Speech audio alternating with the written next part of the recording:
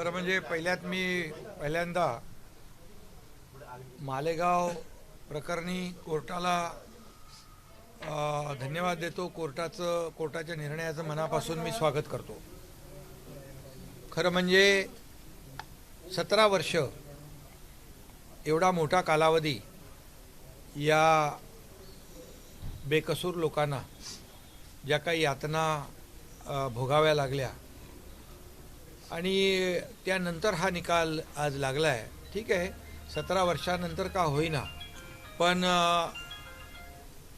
सच्चाईचा विजय झालेला आहे आणि या लोकांना कोर्टाने निर्दोष ठरवलं आहे. संशयावर केवळ आरोपी बनवता येणार नाही आणि सजाही देता येणार नाही असा कोर्टाने निकाल दिला आहे. कोर्टाचं मी पुन्हा एकदा मनापासून स्वागत करतो. त्याचबरोबर जेव्हा हे हल्ले होत होते त्यावेळेस UPAचं सरकार होतं आणि जेव्हा बॉम्बस्फोट होत होते मुंबई आणि महाराष्ट्रामध्ये, देशभरामध्ये, त्यावेळेस सरकारमधलेच मंत्री, शासनकर्ते, राज्यकर्ते म्हणत होते की दहशतवादाचा, आतंकवादाला कुठलाही रंग नसतो, कुठलाही धर्म नसतो. परंतु मालेगाव बॉम्बस्फोटमध्ये त्याच राज्यकर्त्यांनी UPAच्या हा भगवा दहशतवाद आहे, हा भगवा आतंकवाद आहे असं त्याला नाव दिलं आणि खऱ्या अर्थाने लोकांची दिशाभूल करून लोकांचं लक्ष विचलित करण्याचं काम त्यावेळेस केलं. केवळ आणि केवळ वोट बँकेची राजनीती त्यावेळेस केली आणि भगव्यालाही आणि हिंदुत्वालाही अपमानित करण्याचं काम, कलंकित करण्याचं काम आणि आरोपीच्या पिंजऱ्यात उभं करण्याचं काम त्या काळातल्या UPA सरकारने केलं. हे अतिशय दुर्दैवी आहे आणि अतिशय खऱ्या अर्थाने हे एक षडयंत्र होतं, एक कारस्थान होतं आणि एक साजिश होती आणि त्यामध्ये या लोकांना गोवलं गेलं. परंतु जे लोक भगवा आतंकवाद, भगवा दहशतवाद म्हणाले त्याला न्यायालयाने एक करारा जवाब, एक चांगली मोठी चपराक आजच्या निर्णयाने दिलेली आहे. दूध का दूध, पाणी का पाणी झालेलं आहे. सत्याचा विजय झाला आहे आणि मी म्हणेन की सत्य परेशान हो सकता है लेकिन सत्य पराजित नहीं हो सकता है. हे आजच्या कोर्टाच्या निकालाने दाखवून दिले. राष्ट्रीय तपास यंत्रणा याला आव्हान देणार आहे. त्यांनी राष्ट्रीय तपास यंत्रणा म्हणजे NIAच्या वतीनं स्पष्ट करण्यात आलं आहे, जोही मालेगावच्या संदर्भात निर्णय आला आहे त्याला आम्ही उच्च न्यायालयात आव्हान देऊ.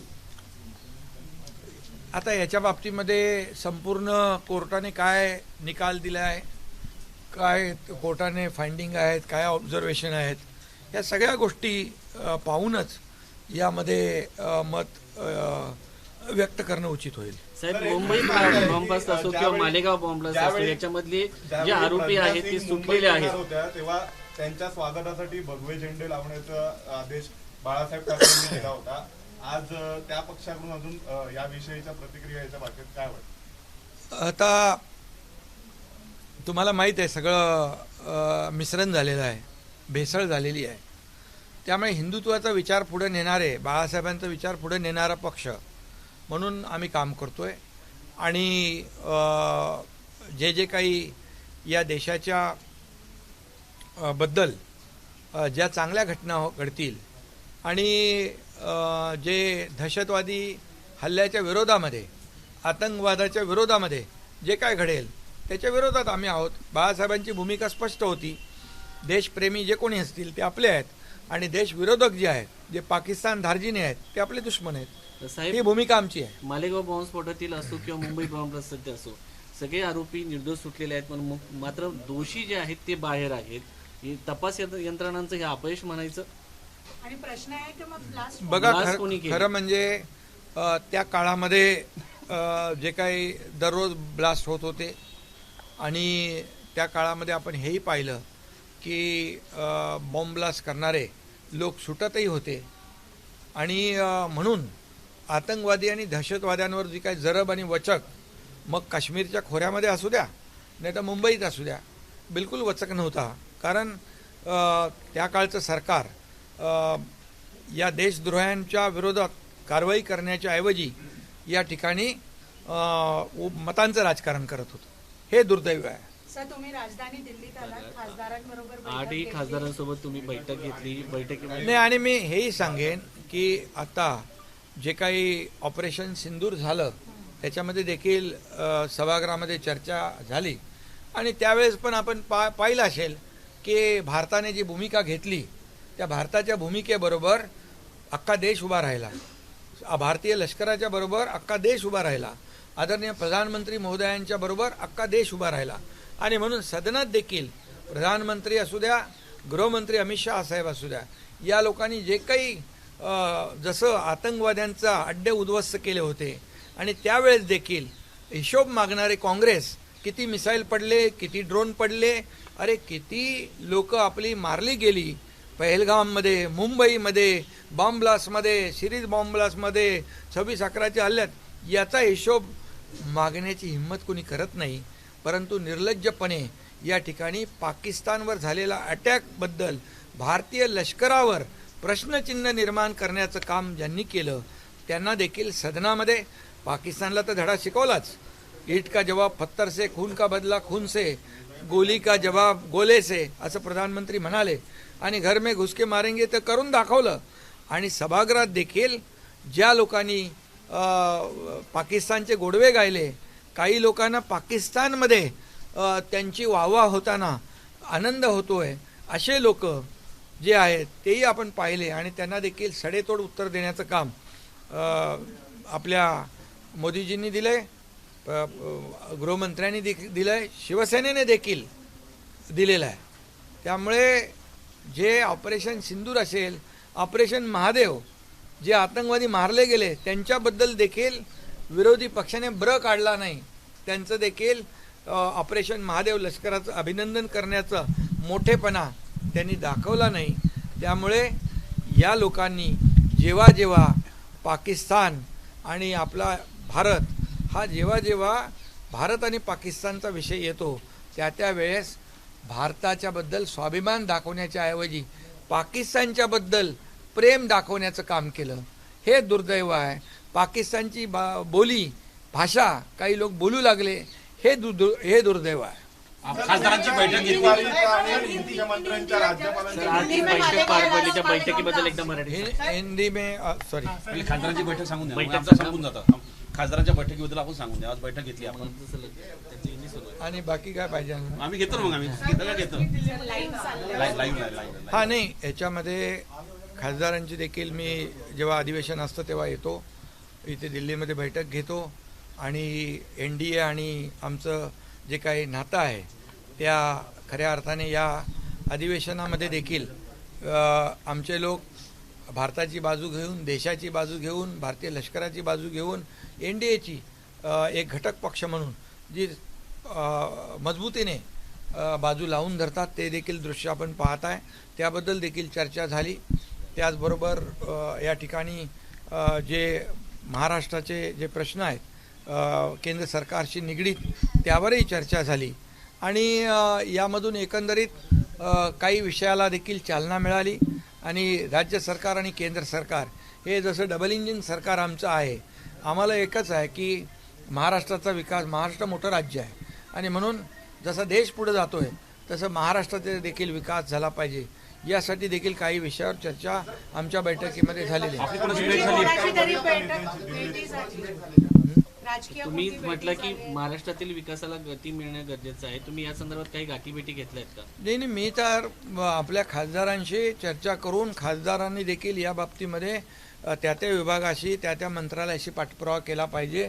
ज्या ठिकाणी मला येण्याची आवश्यकता आहे, मुख्यमंत्री आमचे मुख्यमंत्री महोदयांना बोलणं आवश्यक आहे, त्या सर्व विषयांवर आज चर्चा झालेली आहे. तिकडे मुख्यमंत्र्यांनी राज्यपालांची भेट घेतली आहे. तर राज्यपालांची भेट घेतली तर तिकडे काही फेरबदल होणार अरे. नाही, अशा चर्चा आणि तुम्ही अचानक राजधानी दिल्लीत अरे बाबा, अचानक आलेलो नाही मी. दरवेळेला मी अधिवेशन काळात येतो आणि अधिवेशन काळामध्ये मी आलेलो आहे खासदारांना भेटायला, त्यांच्याशी बोलायला, त्यांच्याबरोबर चर्चा करायला. साहेब, ऑपरेशन टायगरची चर्चा सुरू आहे. झाली आहे का? 123 पेक्षा जास्त असे नगरसेवक आहेत, माजी नगरसेवक, जे ठाकरे गटातून शिंदे गटात येणार. गेल्या काही कालावधीमध्ये माजी नगरसेवक जे मुंबईतले आहेत मग ते 2017 ते 22 असतील, 12 ते 17 असतील, असे जवळपास 123 नगरसेवक जे आहेत उबाटातून शिवसेनेमध्ये आलेले आहेत. ही एक चांगली एक विजयाची नांदी आहे. मुंबई महापालिकेवर आपल्याला मी सांगतो, आम्ही 2.5 वर्षात जे केलेलं काम, मुंबईचा झालेला विकास, मुंबईचे झालेले चांगले रस्ते, होत आहेत रस्ते, मुंबईचं ब्युटिफिकेशन असेल, इतर अटल सेतू असेल, कोस्टल रोड असेल, मेट्रो असेल, हे सर्व प्रश्न जे आम्ही ज्या पद्धतीने सोडवले, ज्या पद्धतीने आम्ही त्याला गती दिली, त्याप्रमाणे मी आपल्याला सांगतो, मुंबई महापालिकेत जे 20 वर्ष ज्यांनी सत्ता भोगली आणि मुंबई फक्त आणि फक्त सोन्याची अंडी देणारी कोंबडी असं म्हणून ज्यांनी मुंबई फक्त वापरली आणि मुंबई आणि सोन्याची अंडी देणारी कोंबडी म्हणता म्हणता कोंबडी देखील कापण्याचं पाप केलं, त्यानं या निवडणुकीमध्ये मुंबईकर त्यांची जागा दाखवतील आणि मुंबई महापालिकेमध्ये महायुतीचा भगवा झेंडा फडकेल. दिल्लीत ऑपरेशन सिंधूर कर्मचारी जे होते दिल्लीत लाडकी बहीण योजनाचे त्यांच्याकडून पैसा वसुली करणार आहेत असं सरकारचा आदेश आहे. बघा, जे असा जे चुकीचं खात्यामध्ये काही पैसे गेलेले असतील आमच्या लाडक्या बहिणींच्या, तर ते लाडक्या बहिणींचे पैसे आम्ही परत घेणार नाही असा आम्ही निर्णय घेतलेला आहे. परंतु जाणीवपूर्वक काही लोकांनी या योजनेचा गैरवापर केला असेल तर मात्र त्याच्याबद्दल वेगळा विचार करता येईल. तर दिल्लीत ऑपरेशन टायगर राबवलं जाणार आहे. हिंदी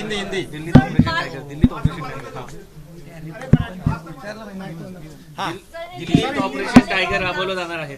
कुठे? दिल्लीमध्ये काही खासदार तुमच्या संपर्कात असं सांगत आहेत. सर, ट्रम्पने ज्या प्रकारे 25% टॅरिफ हे केलंय हे सांगितलं जात आहे की काल एका ठिकाणी पंतप्रधान नरेंद्र मोदी यांनी भाषण दिलं आणि लगेच ट्रम्प यांनी 25% टॅरिफचं हे केलं, अनाउन्समेंट.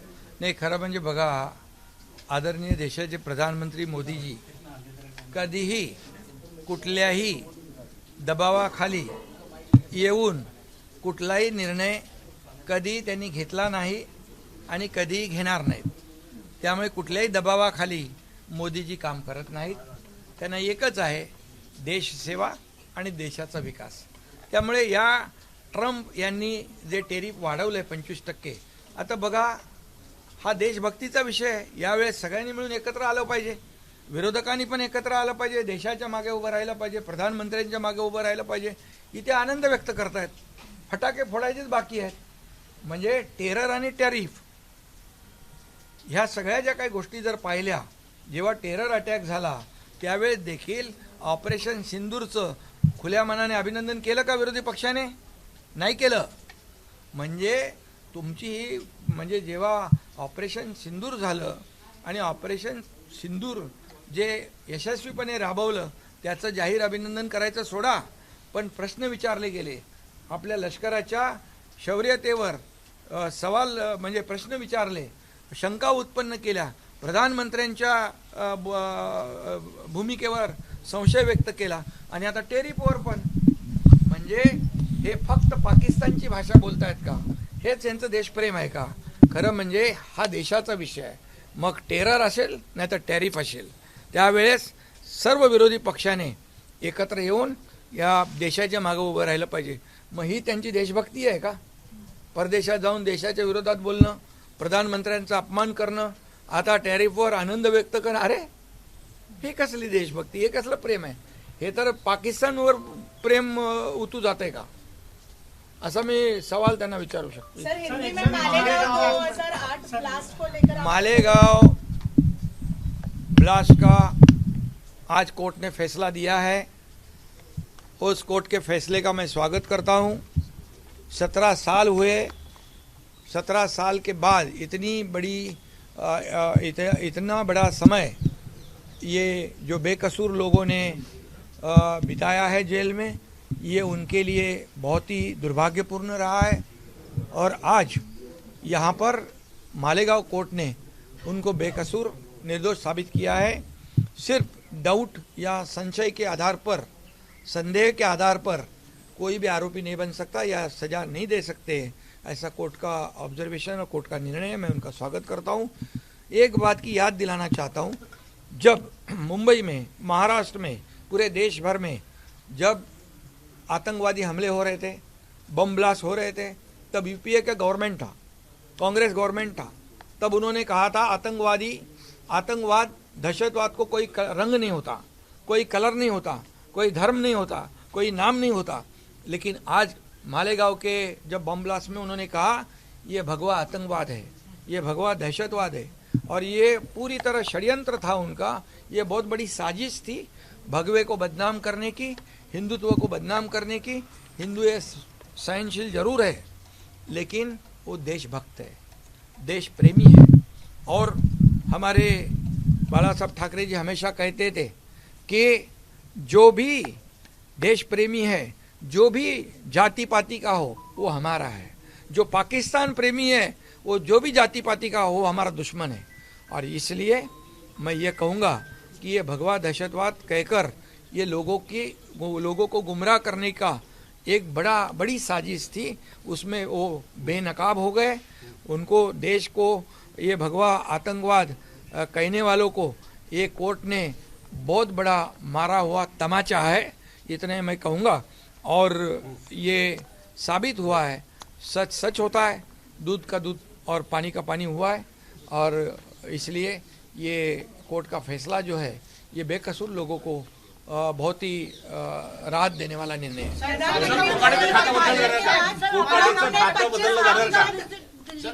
सर, सवाल ये उठ रहा है, कांग्रेस भगवा की जीत है आज, ये जो फैसला आया है उसको भगवा की जीत बता रही है साध्वी प्रज्ञा। सही बात है, क्योंकि उन्होंने भी बहुत अत्याचार सहन किए हैं।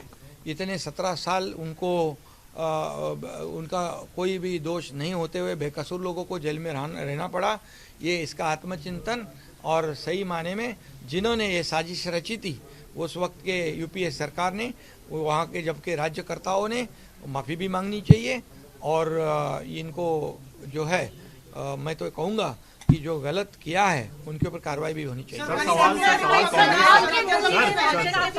ट्रंप ने 25% टैरिफ की अनाउंस। सर, इससे पहले सवाल ये है सर, कांग्रेस पार्टी ये कह रही है कि जांच एजेंसियां भी तो केंद्र सरकार और राज्य सरकार के अधीन है, वो क्यों नहीं जांच कर रहे? 17 साल लग गए, तो कौन है? नहीं कर तो पाए, कौन थे तभी केंद्र में? तो भाई कौन थे राज्य में? कौन थे? कांग्रेस यूपीए गवर्नमेंट थी, तो क्यों वो जांच किसने की? उन्होंने तो की जांच। इसलिए ये जिम्मेदारी दूसरे के ऊपर नहीं थोप सकते हैं। खुद के गिरेबान में झांक कर देखने की आवश्यकता है कि दोषी कौन है। और इसलिए मैं जो कहा है कि कोर्ट का निर्णय उचित है, स्वागत किया। ट्रम्प, अभी मैं यही कहूँगा, जो 25% जो टैरिफ बढ़ाया है, ये तो उनका निर्णय है। लेकिन मोदी जी ऐसे कोई भी दबाव में आकर कोई भी निर्णय लेने वाले प्रधानमंत्री नहीं है। वो देश के खातिर, देश के लिए जो फायदे का है, देश को आगे बढ़ाने वाला निर्णय वही मोदी जी लेंगे। और मैं इतना ही कहूँगा कि टेरर हो या टैरिफ, इसमें ये विपक्ष ने देश के साथ रहना चाहिए, हमारे जवानों के साथ रहना चाहिए, प्रधानमंत्री जी के साथ रहना चाहिए। ये दुर्भाग्य की बात है, ये टैरिफ पर भी ये खुशियाँ मना रहे विपक्ष वाले। और टेरर जब हुआ, ये टेररिस्ट अटैक हुआ, उस पर भी वे विपक्ष खुशियाँ मना रहे थे। उन्होंने देश के साथ, हमारे प्रधानमंत्री जी के साथ आगे बढ़कर देश के प्रति प्रेम व्यक्त करना चाहिए था। लेकिन वो तो पाकिस्तान की बोली बोलते हैं। ये टैरिफ के ऊपर, ऑपरेशन सिंदूर के ऊपर, ऑपरेशन महादेव के ऊपर एक भी शब्द नहीं निकाल रहे। तो ये कैसा देश प्रेम है? ये कैसा भारत का प्रेम है? ये तो पाकिस्तान प्रेम दिखाई पड़ रहा है। इतने में कहूँ। राहुल गांधी ने कहा कि वो ट्रंप की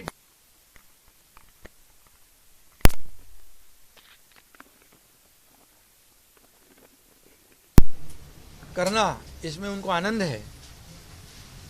हमारे देश को नीचे दिखाना, इसमें उनको खुशी है। ये कैसी देशभक्ति है? तो इसलिए मैं इतना ही कहूँगा, ऑपरेशन सिंदूर में भी आपने देखा कि जवानों पे सवालिया खड़ा किया उन्होंने, कांग्रेस ने। और जब हमारे लोग मारे गए, कितने बम ब्लास्ट में कितने सेना के जवान जिनके सर काटकर पाकिस्तान ले दिए गए उसका हिसाब नहीं पूछते। कितने मिसाइल गिरे, कितने ड्रोन गिरे, क्या गिरे, मतलब हमारे देश को नीचे दिखाते, जो नीचे दिखाते इसमें खुशियां मनाते, ये सच्ची देशभक्ति नहीं है।